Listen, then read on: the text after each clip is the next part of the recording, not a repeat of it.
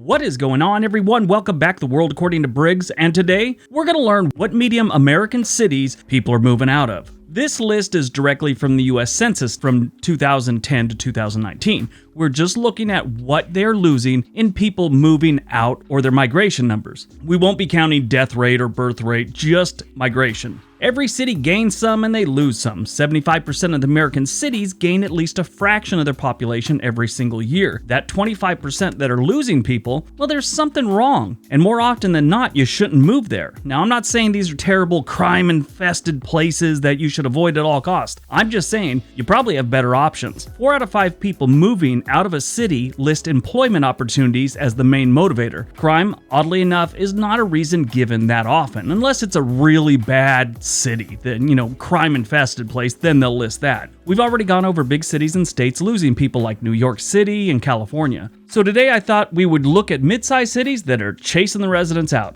Let's see what we found. Number 10, Douglas, Arizona.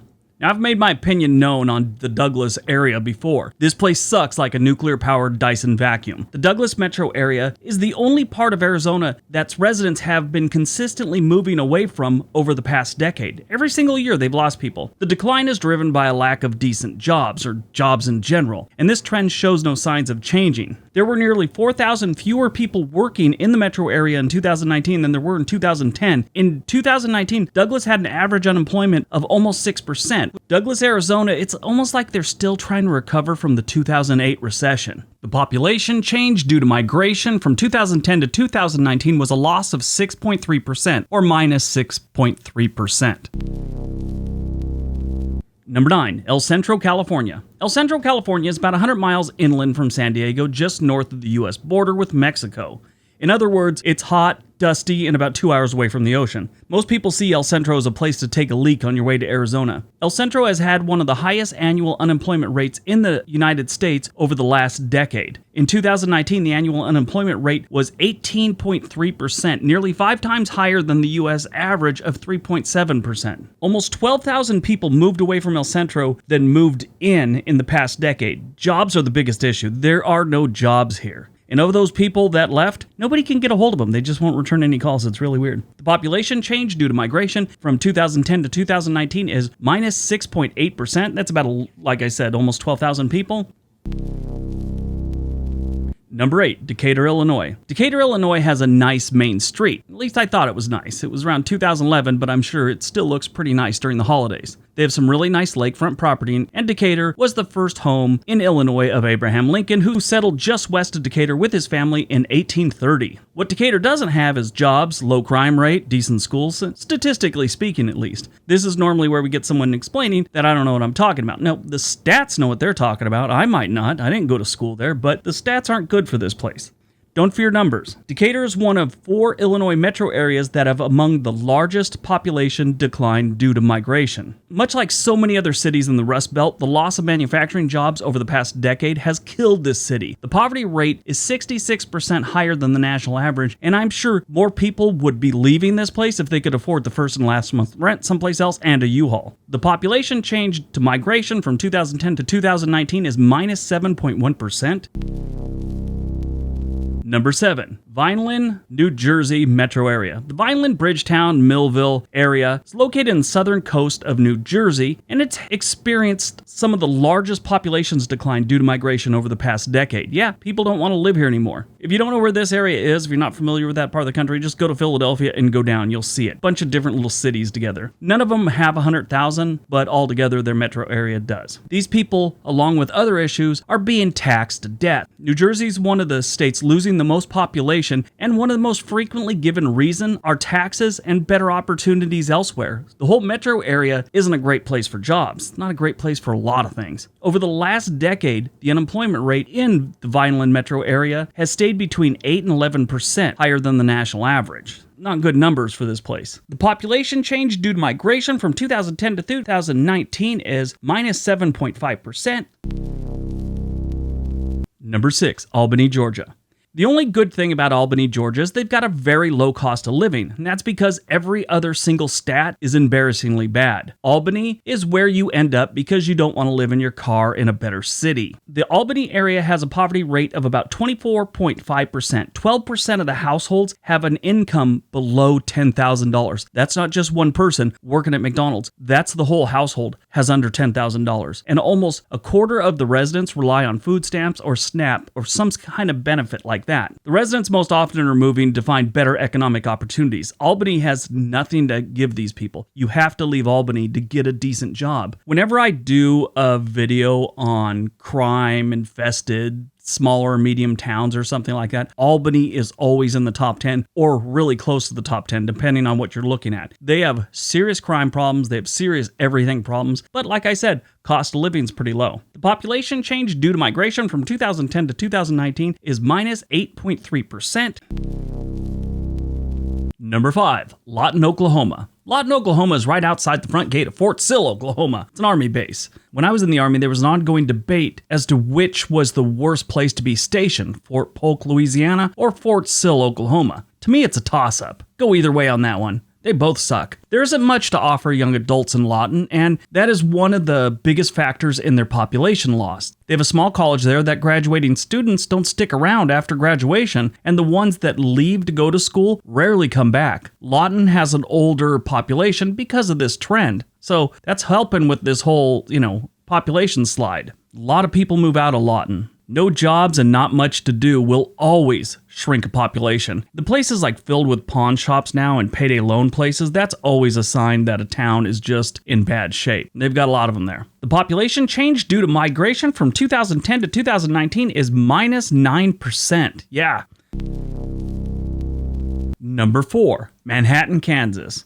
When I saw this one on the census list, I was a little surprised. They have Fort Riley right down the road and Kansas State University in the city. Manhattan is a nice city, and there isn't much wrong with it other than it can be a little boring for people that are, say, moving in from a bigger city. Manhattan has a decent job market, and it's been that way for most of the last 10 years. That's all good stuff, but more than 12,000 more people moved away from Manhattan than moved in between 2010 and 2019. Like I said, Manhattan is a college town. Like many other college towns, graduates often move away after finishing school. But Kansas State University enrollment has declined more than 3,000 students from its peak in 2014. That's where they take another hit. It's also worth pointing out that the unemployment is relatively rare in Manhattan, but they don't have a bunch of good paying jobs, so young adults leave for better jobs. The population change due to migration from 2010 to 2019 is minus 9.8%. Now, the 2020 population estimate is about 54,000. That's just for Manhattan by itself. When you take into account Fort Riley and Junction City, things like that, it gets closer to 100,000. They've actually gained a little bit in Manhattan, but like I said, that has to do with births versus deaths and all that other stuff we're not getting into on this one. They just had a bunch of people leaving, and it's usually the people that are, in their working prime. Number 3, Farmington, New Mexico. The area that is now Farmington was settled by the Pueblo people in the 7th century. Ruins still can be visited to this day at nearby Salmon ruins and Aztec ruins. I've always been amazed at the ruins in the desert that are still there. Mayans with their temples, Stonehenge, and Egyptians used giant slabs of rock and stone. Out in the deserts of America, our indigenous people used small stones and basic masonry. You'd think over time that would just completely fall apart, and just collapse, but no, there's a lot of it still there. Farmington has a lot of problems, and a lot of it has to do with unemployment. As the unemployment rate decreased in the United States from 2010 to 2019, Farmington's unemployment rate fluctuated, and it's been higher than the US rate each year since 2014. This is chasing people out, as you can imagine. One thing I did read about is Farmington hasn't been hit really hard with the whole COVID-19 thing. While the national unemployment rate jumped from 3.6 in May of 2019 to 13.3% in May of 2020 when the pandemic hit, Farmington's increased from 5.5 to 10.6, so they didn't have as harsh an increase, so that's good. But still, they lost a lot of people. The population change due to migration from 2010 to 2019 is minus 10.1%. It's a lot of people moving out of there. Number 2, Fairbanks, Alaska. Alaska has been slowing down in the population growth for a while now. It's not been as popular of a destination as it has been in past decades. Fairbanks goes back and forth when it comes to population. One census they're up, the next census they're down, then they're up. Anyway, this census they're losing people, about 3% in total. Fairbanks, Alaska is one of just 3 major metro areas in the country in which people moving away over the last decade led to more than a 12% decline in the population from the last census in 2010. This is another example of a baby boom that kept the population almost level while having a buttload of people jumping ship. The population change due to migration alone from 2010 to 2019 was minus 12.2%. Lost a lot of people. And before we get to number 1, don't forget to hit that like button and that subscribe button. Become a member of our community. Help the channel grow. All right, on to number 1. And number 1, Watertown, New York. Most people that spend their first winter in Watertown start making plans to never let that happen again. Watertown is east of Lake Ontario and west of Fort Drum, New York, and the 10th Mountain Division. I have a nephew at Fort Drum right now, and my son was stationed there from 2017 to 2018. Both say snow, cold, and long winters are the reason they're losing people. That's partially true. It's not the whole story, though. This is another place where the cost of living is really low, and as we've learned, when that's the only good stat, which that's the case with Watertown, you really don't want to live there. That means everything else sucks. And it does. They've got crime, not the best schools, their housing sucks, they don't have a lot to do, and the weather is freaking horrible. In 2019, the local unemployment rate was the 23rd highest in the country at 5.6%, while the nationwide unemployment rate had dropped, like we said before, to 3.7%. Watertown is not a place anyone really wants to move to. It's usually you've gone there because you were transferred from a job there, you just got out of the military and you got no place else to go, or you were born there and can't get out. That's the type of town Watertown is. The population change due to migration from 2010 to 2019 is minus 15%. All right, that's today's video. I hope you guys enjoyed it. Hope you got some information out of it. Let me know in the comment section below. Have you lived in any of these places? What do you think about them? We'd love to hear about it. All right, everybody have a great day. Be nice to each other.